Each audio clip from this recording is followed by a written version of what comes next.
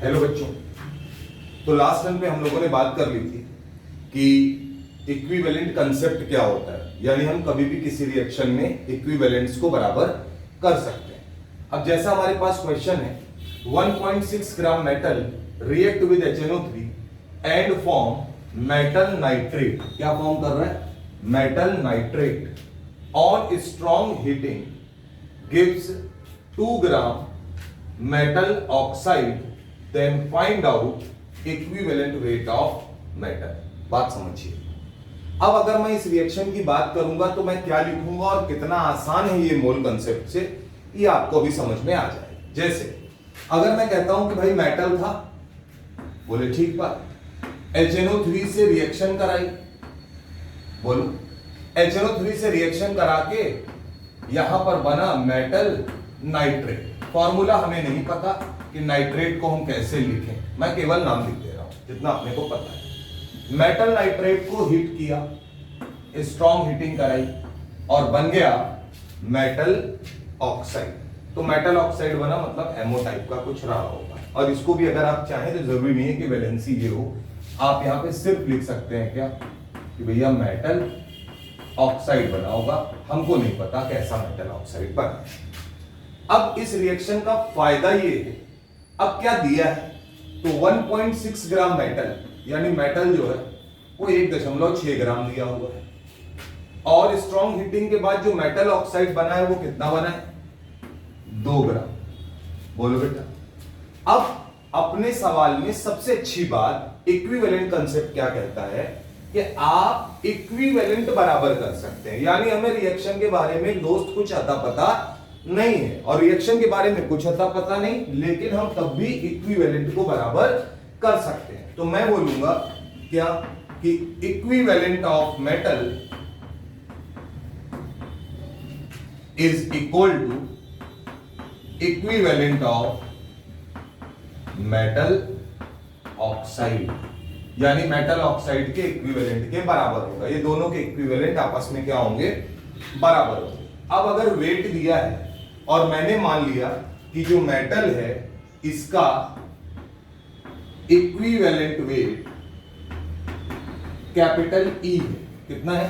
Capital, यही निकालना है तो मान लीजिए ई है, तो क्या होगा? Wait divided by equivalent, capital metal के इक्विवेलेंट आ गए।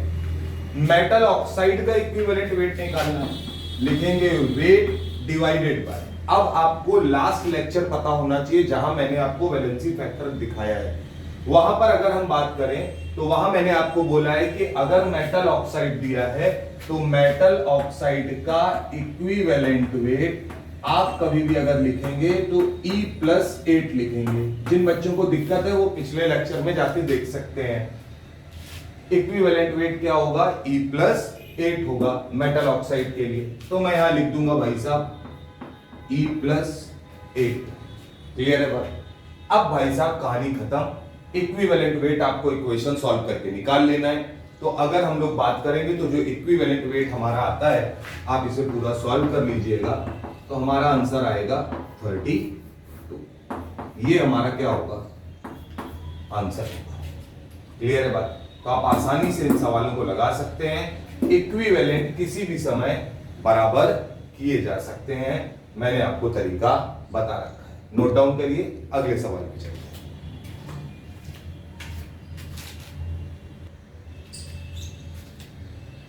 चलते हैं बेटा अगले सवाल पे।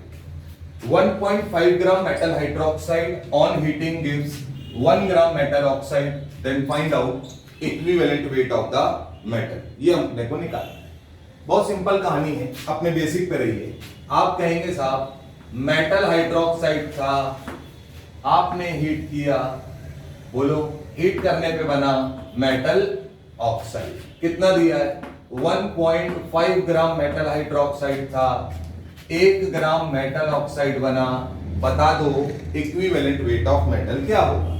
आपने कहा, मान लिया इक्विवेलेंट वेट ऑफ मेटल जो हम लोग अभी मान के चल रहे हैं, मैंने माना कैपिटल ई। बोलो भैया। अब सारी कहानी वही, क्या? दोनों के इक्विवेलेंट आपस में बराबर होंगे। तो अब लिखने की जरूरत नहीं है, आप लिखेंगे इक्विवेलेंट ऑफ मेटल हाइड्रोक्साइड, ये आपके मन में चलना चाहिए।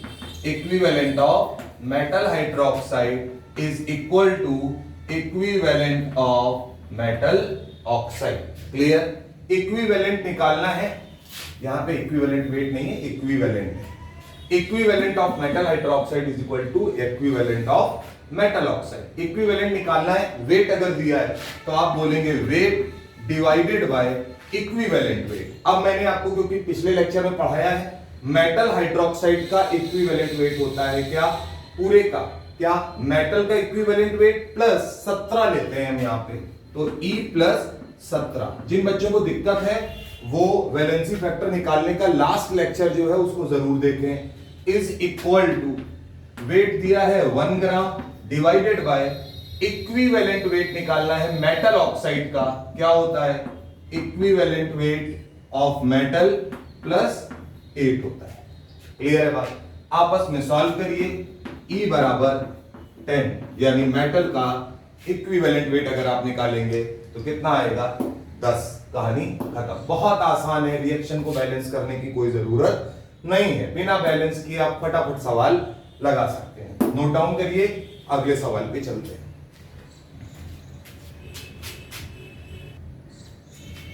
चलते बेटा, सवालों के टाइप पे ध्यान रखिएगा। अलग अलग प्रकार के सवाल करा रहा हूं जिससे आप चीजों को अच्छे से समझ पाए, और केवल आपको इतना ही करना है, कोई एक्सरसाइज लगाने की जरूरत नहीं। In a metal oxide MO, metal is 80%, then find out equivalent weight of metal. ठीक बात भाई साहब, मान लिए MO है, समझना मेटल इन्होंने कहा कितना है?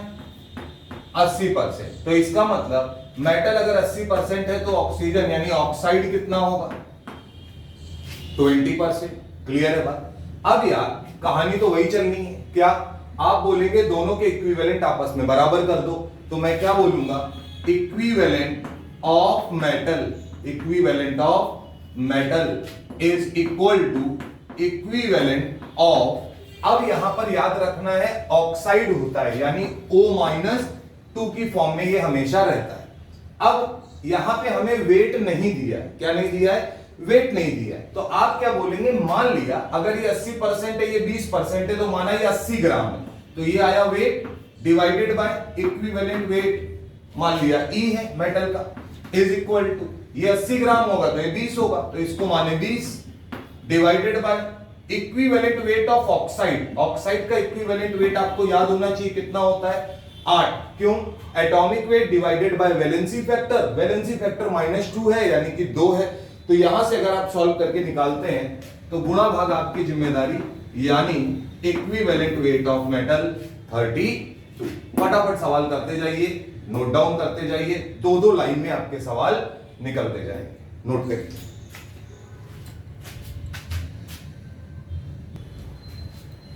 चलते बेटा अगले सवाल पर। क्या लिखा है? x ग्राम सिल्वर Ag, एटॉमिक वेट दिया हुआ है 108 होता है, वही इक्विवेलेंट वेट भी होता है। React with HNO3 and obtained solution react with excess of NaCl to give 2.87 gram AgCl, then find out the value of x। ये आया अपना सवाल। एक बात ये बताओ, अब थोड़ा सा तेज बन जाओ। अब आप ये कहोगे कि देखो यार, अगर हम कभी भी इक्विवेलेंट बराबर कर सकते हैं, ग्राम इक्विवेलेंट बराबर कर सकते हैं, तो भाई साहब अब हमें रिएक्शन को फॉलो करने की भी कोई जरूरत नहीं। कैसे? मैं ये कहूंगा x ग्राम सिल्वर यानी Ag तुमने लिया तो ले लो भैया, Ag आपने लिया, और पहुंचते पहुंचते दुनिया की गणित आपने की और करके आप पहुंचे कहां? AgCl पर। सीधी सी बात है। Ag का वेट हमको दिया है कितना? x ग्राम। AgCl जो बना वो हमारे पास है 2.87 ग्राम। क्लियर बात? अब हमसे पूछा गया है find out the value of x। Clear? अब ये बताइए, अपने बेसिक कंसेप्ट पे रहिए, आप क्या बोलेंगे? Equivalent of Ag is equal to equivalent of AgCl। सीधी सी बात है। अब यार मैंने मान लिया कि एलिमेंट का Ag जो है उसका इक्विवेलेंट वेट 108 लिखा हुआ है यहाँ पे, तो यहां अगर हम लिखेंगे तो लिखेंगे weight divided by equivalent weight of Ag, यानी 108 ही लिखा जाएगा। Is equal to equivalent of AgCl यानी वेट 2.87 डिवाइडेड बाय, अब थोड़ी बुद्धि लगाइएगा, इक्विवेलेंट वेट ऑफ AgCl लिखना है। क्या लिखना है? Equivalent weight of AgCl। अब जरा ये बताइए, Ag का एटॉमिक वेट होता है 108, Cl का होता है 35.5, ये हुआ मॉलिक्यूलर वेट, बोलो भैया। और इक्विवेलेंट वेट होता है molecular weight divided bye valency factor. AgCl के ऊपर total positive charge +1, total negative charge -1, यानी अगर आप इसमें डिवाइड भी करेंगे तो आप किससे करेंगे? केवल 1 से, और आपका क्या निकल आएगा? Equivalent weight of AgCl। तो वो कितना आएगा? 143.5।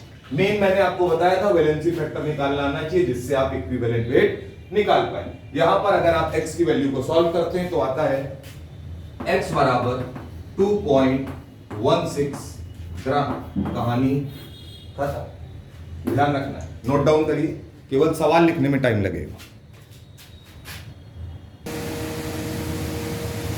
चलते हैं बेटा अगले सवाल की तरफ, है ना। सवाल को जरा थोड़ा सा अच्छे से देखिएगा। 20 gram of an acid releases 0.5 mole of H3O+ ion in aqueous solution, then find out, और ये जरा थोड़ा सा लैंग्वेज चेंज कर दी, weight of 1 gram equivalent of acid. Acid के 1 ग्राम इक्विवेलेंट का वेट आपको निकालना है, ठीक है। सवाल करने से पहले बेसिक बात कर लेते हैं, और वो कंसेप्ट है आपको याद भी होना चाहिए। क्या? आप ये मुझे बताइए कि भैया ग्राम इक्विवेलेंट जो होते हैं वो क्या होते हैं? Wait divided bye